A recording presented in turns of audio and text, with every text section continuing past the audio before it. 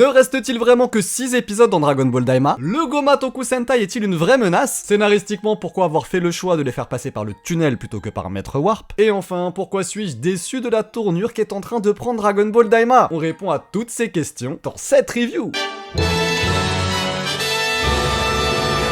Bon voilà, commençons par ce leak, pas de lien direct avec l'épisode 14, mais il faut en parler, puisque c'est très important pour parler de l'épisode 14 justement. Il y a un leak qui dit qu'il ne resterait que 6 épisodes de Dragon Ball Daima, qu'il y aurait 20 épisodes de Dragon Ball Daima en tout, et qu'il se terminerait le 28 février. Si c'est le cas, si vraiment il ne reste que 6 épisodes, ça fait extrêmement peur pour Dragon Ball Daima. Moi je vous l'ai déjà dit à maintes reprises, malgré toute la haine que je me suis pris en retour, bien évidemment pas par tout le monde, et certainement pas par vous. Moi j'adore Dragon Ball Daima, je suis un grand défenseur de Dragon Ball Daima parce que je prends énormément de plaisir à regarder ce petit animé tout mignon qui étend le lore de Dragon Ball, ça je trouve ça absolument génial, qui est magnifiquement animé et qui me fait retrouver les personnages que j'adore, donc je prends un énorme kiff en regardant Dragon Ball Daima. Et plus particulièrement, comme je vous le disais, par rapport à l'extension du lore, certains n'aiment pas, je fais partie de ceux qui adorent, je trouve ça très très cool. Je pense que Dragon Ball est en train d'arriver à bout de souffle et qu'à un moment il faut lui redonner de l'énergie. Voilà, il faut redonner de l'énergie.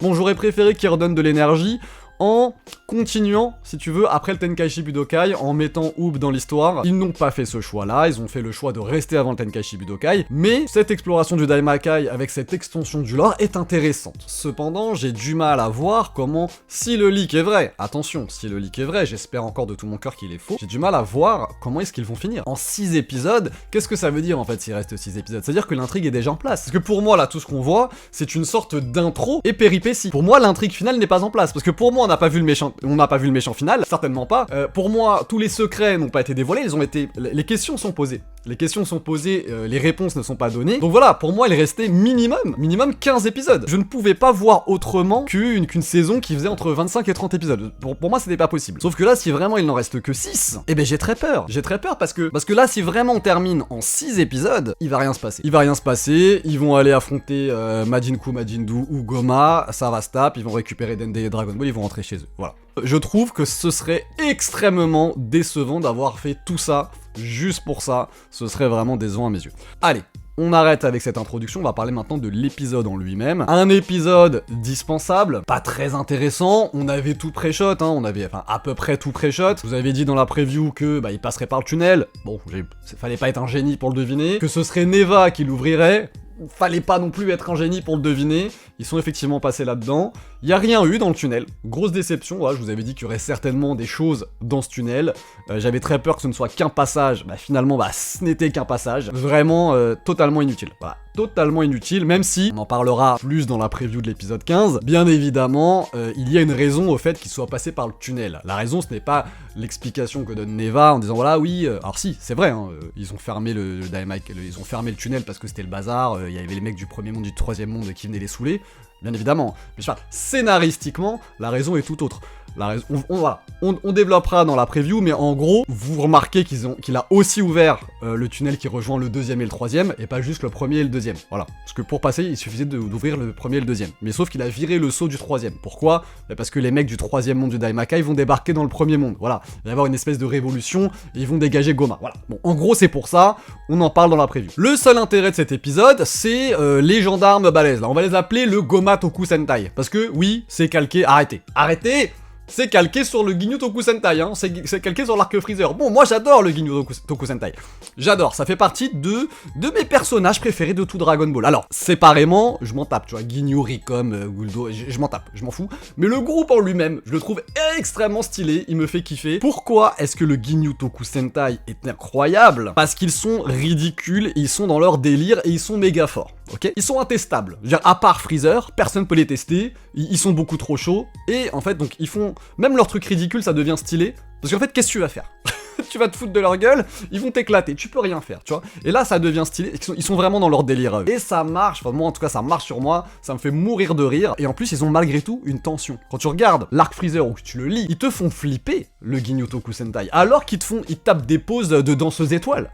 Et malgré ça, ils te font flipper. Donc, ils ont un côté comique, mais ils ont aussi un côté effrayant. Et ça fonctionne parce qu'ils sont ultra puissants. C'est cette opposition, quelque part, qui fait que les personnages sont cool. Déjà là, on part sur le Gomatoku Sentai, c'est une redite. Donc déjà, ça me saoule. Ça me dérange pas, les clins d'œil, j'aime bien, mais là, ça fait beaucoup, les gars. Dans Daima, ça fait beaucoup, ok? C'est... Là, stop, en fait. Et mettez-nous des personnages originaux, parce que clairement, à part Arinsu et Glorio, il y a que des redites d'autres persos. Je sais que Daima, c'est pas forcément fait pour les fans de base de Dragon Ball, c'est pour attirer une nouvelle génération. Ok, y a pas de galère, y a pas de souci, on va dire que c'est bon. Mais pour que ça marche, il faut qu'ils soient forts. Est-ce qu'ils sont forts, le Gomatoku Sentai? Bah en fait, c'est problématique, parce que dans tous les cas, c'est pourri. Je vais vous expliquer pourquoi. Soit ils sont nuls. Voilà, ils sont nuls. Enfin, en tout cas, ils sont pas au niveau de Goku, si tu veux. Ils sont pas au niveau de Goku, Vegeta, etc. Et dans ce cas-là, c'est éteint, en fait. Parce qu'ils sont là avec leur pose ridicule. Encore une fois, c'est rigolo s'ils sont balèzes. Si c'est pour se retrouver contre Goku et Vegeta et se faire éclater en un quart d'épisode, c'est nul en fait. Ça n'a aucun sens. Tu perds tout le charisme et tout le côté comique que tu avais dans le Ginyu-Toku Sentai, toute cette tension-là, tu la perds. Tu perds le sens du personnage en réalité, s'ils sont pas forts. Donc c'est nul. Et s'ils sont forts, ben c'est nul aussi. C'est problématique. Pourquoi c'est nul s'ils sont forts? Moi, je vous avais dit dans la preview, peut-être qu'il y aura un power-up de Goma. Ok, de Goma va leur donner un power-up, on sait pas trop comment, voilà. Là, il y en a pas de power-up. C'est-à-dire que s'ils sont forts, ils ont toujours été forts. Et ils sont pas rebelles, tu vois. On aurait pu se dire, ouais, c'est des rebelles, je sais pas quoi, on les sort en dernier... C'est pas ce qui s'est passé. Ils ont l'air d'être obéissants, y a pas de galère. Donc pourquoi Goma, s'ils sont forts, s'ils sont capables de battre Goku, donc de battre les Tamagami, pourquoi Goma les a pas sortis avant? Pourquoi? Parce que Goma, il les voulait, les Dragon Ball, mais il savait juste qu'il pouvait pas les avoir. Pourquoi Goma les a pas sortis avant? Donc soit ils sont faibles et c'est nul, soit ils sont forts et on est incohérent. J'attends de voir.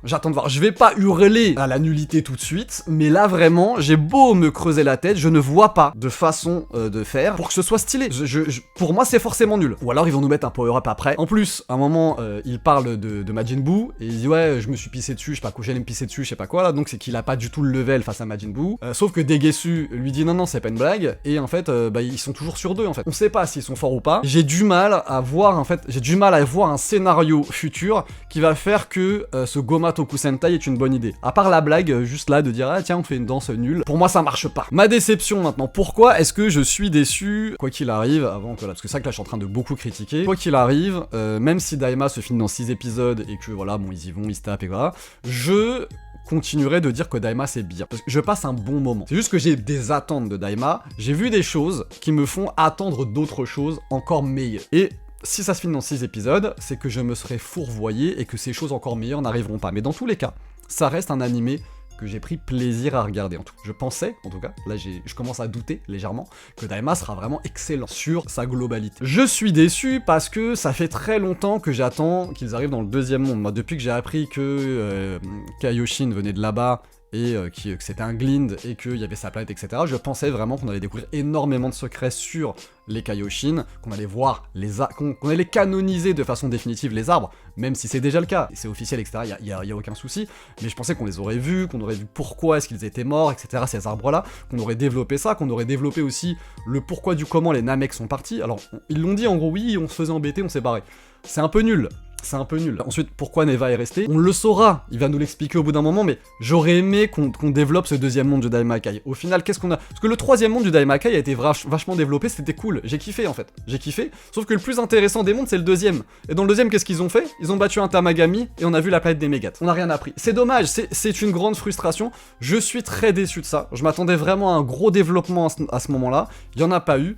C'est ma grosse déception de Dragon Ball Daima. Je n'ai rien d'autre à dire de plus sur cet épisode 14 de Dragon Ball Daima. Cependant, j'ai beaucoup de choses à dire sur la preview de l'épisode 15, donc on se donne rendez-vous mardi ou mercredi pour cette preview. C'était le Shogun. Tchuss!